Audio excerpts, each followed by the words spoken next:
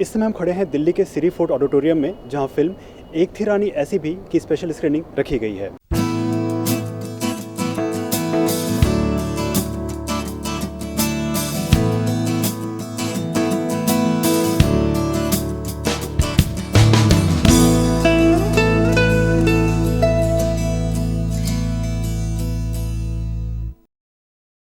एक थी रानी ऐसी भी ग्वालियर की शाही सिंधिया परिवार और ग्वालियर की 28 वर्षों तक रही राजमाता विजया राजे सिंधिया के जीवन पर आधारित फिल्म है।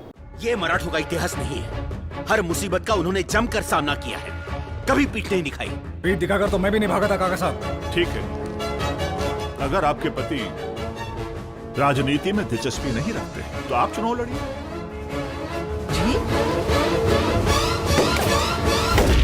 थी रानी ऐसी भी, एक थी रानी ऐसी भी। इस फिल्म की मुख्य भूमिका में एक्ट्रेस और सांसद हेमा मालिनी हैं, जिन्होंने राजमाता के किरदार को बखूबी निभाया है। बहुत ही very beautiful story of Rajmata. So I am really honoured to be doing this role of Vijaya Raje Scindia ji. उनका लाइफ स्पैन बहुत ही लंबा और लॉट ऑफ इंट्रिकेट्स, काफ़ी कहानी बहुत है। तो तभी that is why the name is Rajpath से लेकर जनपद तक। I mean being a queen and how she became a public servant, you know, how she started serving the people, for the people. She completely ignored herself as a Rajmata. वो role करते समय बड़ा अच्छा लगा, क्योंकि very rarely one gets an opportunity to do such kind of a role. This is the very first time I did a role, on biography के ऊपर मैंने पहली बार एक पिक्चर की है। बहुत ही अच्छा लगा। It was a good experience. आप देखिए पिक्चर, तो बहुत सारे मैसेजेस हैं। Worked very hard on the film. Gulbahar Singh, who's our director, has researched it a lot.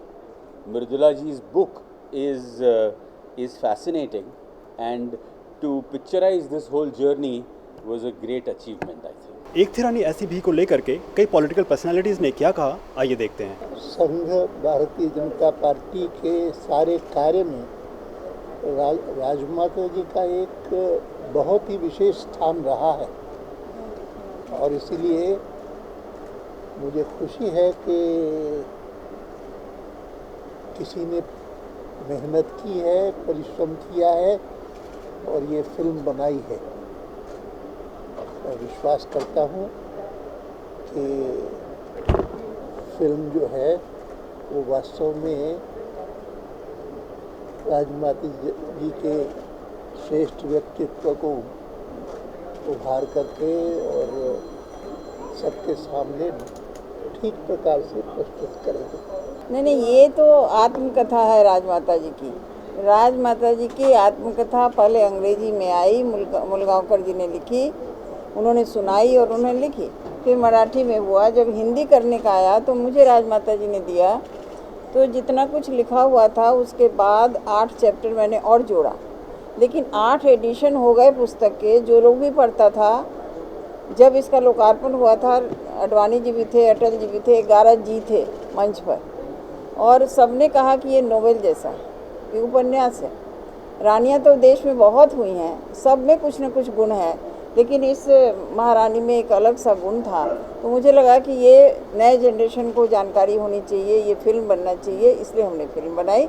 हमने ट्रस्ट बनाया, और ट्रस्ट बनाने के बाद ट्रस्ट ही प्रोड्यूसर है। नहीं, मुझे आज बहुत खुशी है कि राजमाता साहब के बारे में एक फिल्म बनाया गया है। मेरी मदर थी, पर उसके बावजूद मुझे मालूम था कि देशभक्ति उनकी कैसे रग रग में, रोम रोम में बसा हुआ था, और उसको ध्यान में रखते हुए हम लोग सबको अलग करते हुए उन्होंने अपना जीवन इस देश को समर्पित किया था।